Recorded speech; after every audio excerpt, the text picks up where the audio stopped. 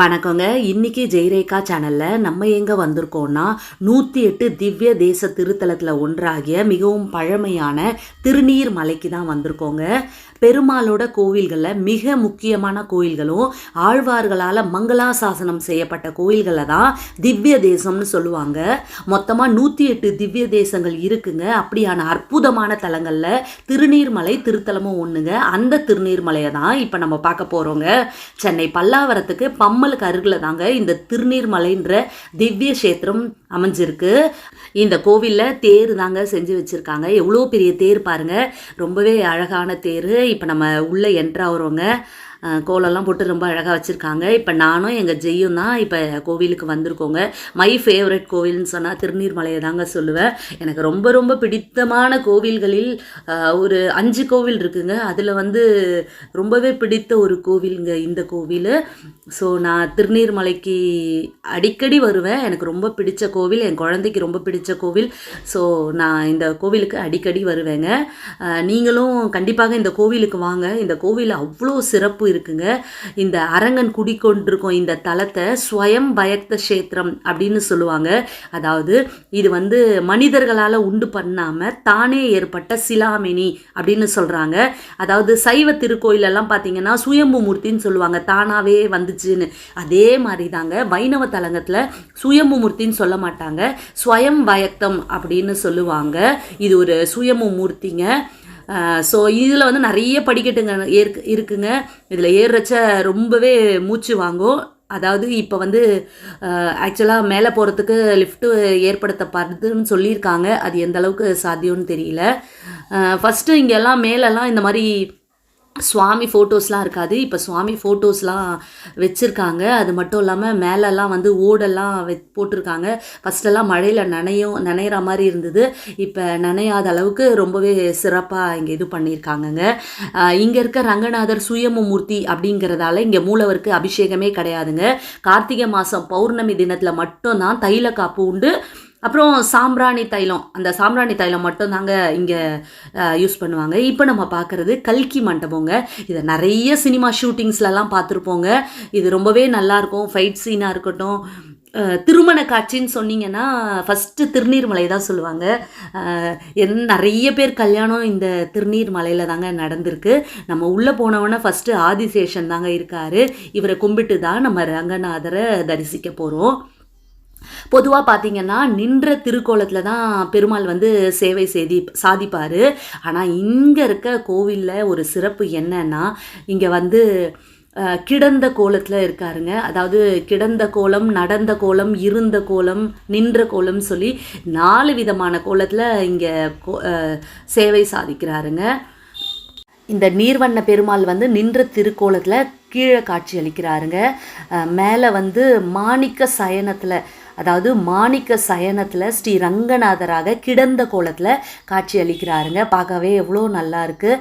இது திரிவிக்ரம பெருமாளாக நடந்த திருக்கோலத்தில் காட்சி அளிக்கிறாருங்க. இது பார்த்திங்கன்னா சாந்த நரசிம்மர் எப்போவுமே உக்ரமாக இருப்பார். இங்கே பால நரசிம்மராகவும் சாந்த நரசிம்மராகவும் இங்கே இருக்காருங்க.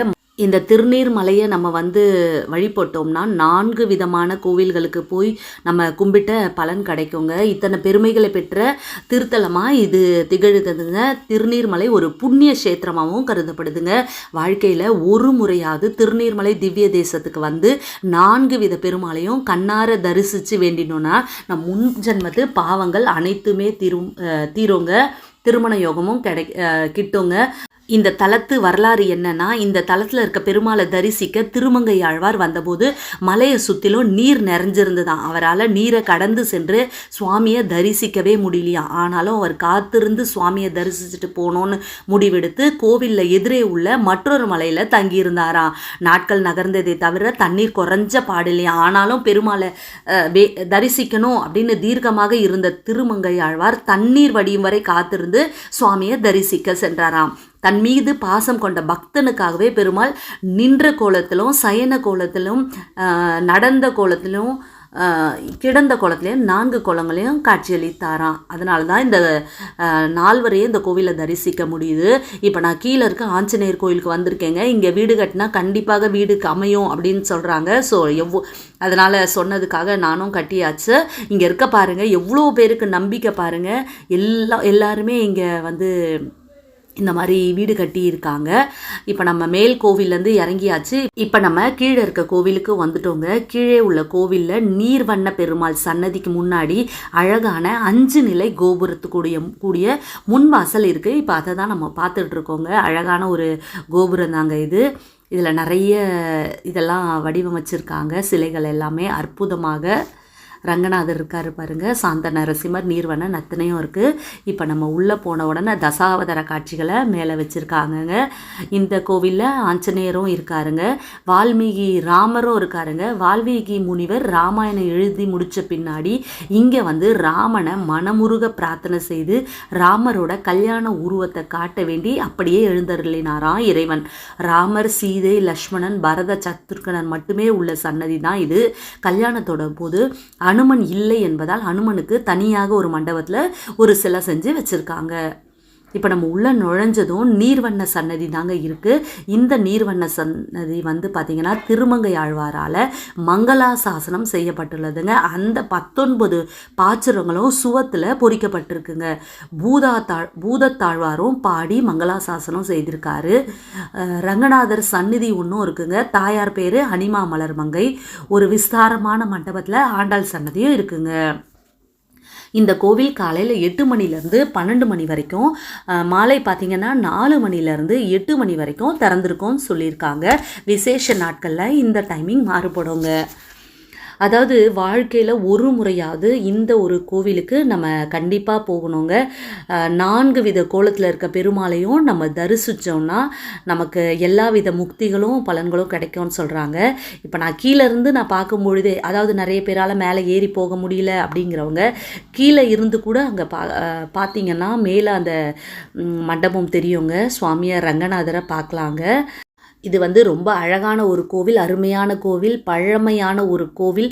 சுயம்பு மூர்த்திங்க. சுயம்பு மூர்த்திக்கு எப்போவுமே பலன் அதிகம்னு சொல்லுவாங்க, பவர் அதிகம்னு சொல்லுவாங்க. ஸோ நீங்கள் இங்கே வந்து வழிபடலாங்க. இது ரொம்ப கிட்ட தாங்க இருக்குது. சென்னை தாம்பரம் பல்லாவரம் கிட்ட தான், பம்மல் கிட்ட தாங்க இந்த கோவில் இருக்குது. இங்கே ஆண்டாள் சன்னதியும் இருக்குது, பரமபத வாசலும் இருக்குங்க. வைகுண்ட ஏகாதசி அன்னைக்கு வரும்பொழுது இங்கே ரொம்ப விசேஷமாக இங்கே பூஜைகள் எல்லாமே நடக்குங்க. கோவில் ரொம்ப பழமை மாறாமல் ரொம்பவே நல்லா இருக்குங்க.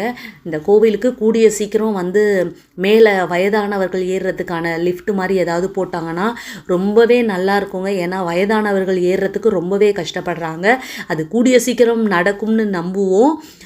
இந்த கோவில் வந்து ரொம்ப பாருங்கள், பார்க்குறதுக்கே நல்லா இருக்குது பாருங்கள். இங்கே இருக்க குளமும் வந்து ரொம்ப சூப்பராக இருக்குங்க.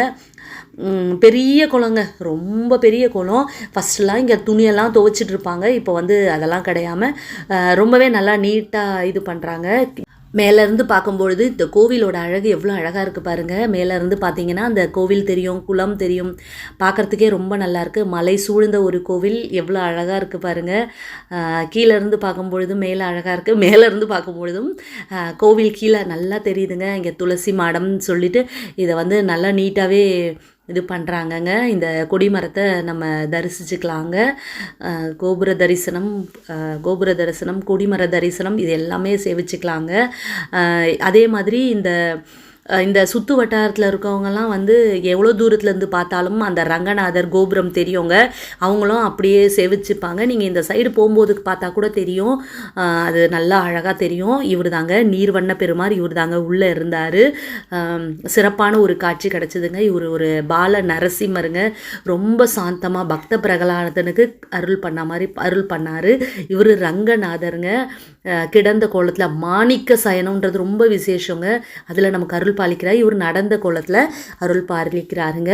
இன்றைக்கி நானும் என் பையனும் இந்த கோவிலில் வந்து வழிபட்டோங்க. எங்களுக்கு ரொம்ப சூப்பராகவே இருந்ததுங்க, சந்தோஷமாக இருக்குங்க. எப்போவுமே எனக்கு இந்த கோவிலுக்கு வந்தால் ஒரு மகிழ்ச்சி வந்துடும், அது ஆட்டோமேட்டிக்காக வந்துடும். நான் அடைஞ்ச மகிழ்ச்சியை நீங்களும் அடைங்க. கண்டிப்பாக இந்த கோவிலுக்கு போயிட்டு இதோட அனுபவத்தை கண்டிப்பாக ஷேர் பண்ணுங்கள். ரொம்பவே ஒரு சிறப்பான ஒரு ஸ்தலம். ஓகேங்க, இந்த வீடியோ பிடிச்சிருக்கோன்னு நம்புகிறேன். இன்னொரு வீடியோவில் நான் உங்களை மீட் பண்ணுறேன். மறக்காமல் லைக் பண்ணுங்கள், ஷேர் பண்ணுங்கள், சப்ஸ்கிரைப் பண்ணுங்கள், பக்கத்தில் இருக்க பெல் ஐக்கானை கிளிக் பண்ணுங்கள். நான் இன்னொரு வீடியோவில் மீட் பண்ணுறேன். பாய்.